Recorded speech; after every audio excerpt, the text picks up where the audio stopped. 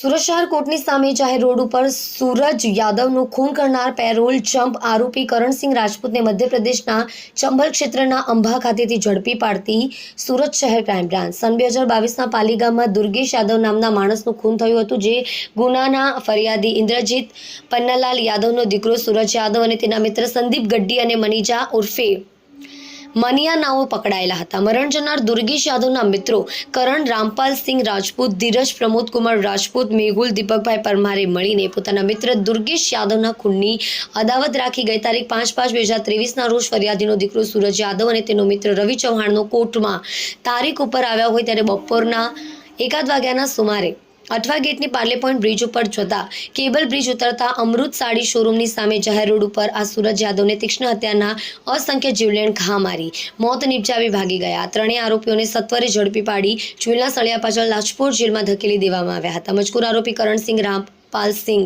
રાજપૂતે સુરત શહેરના ઉમરા પોલીસ સ્ટેશનમાં એ part 2023 સીપીકો 302 114 34 GP act 135 મુજબના ગુનામાં કાચા કામના કેદી તરીકે 10/5/2023ના રોજથી નામકોટની જ્યુડિશિયલ કસ્ટડી હેઠળ રાજપુર મધ્યસ્થ જેલમાં હતો।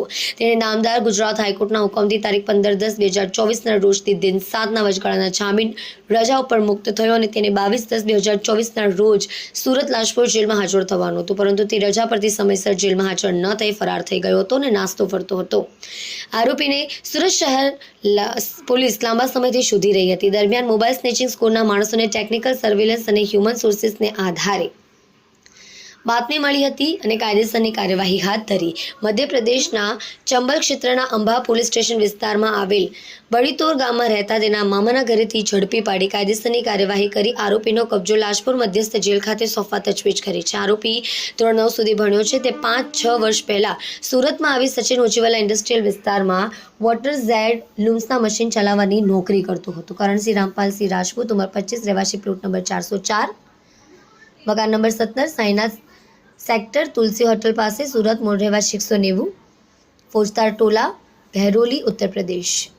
ધવલભાઈ ધાનાણી સાથે જોતા રહો ન્યૂઝ 9 ગુજરાતી।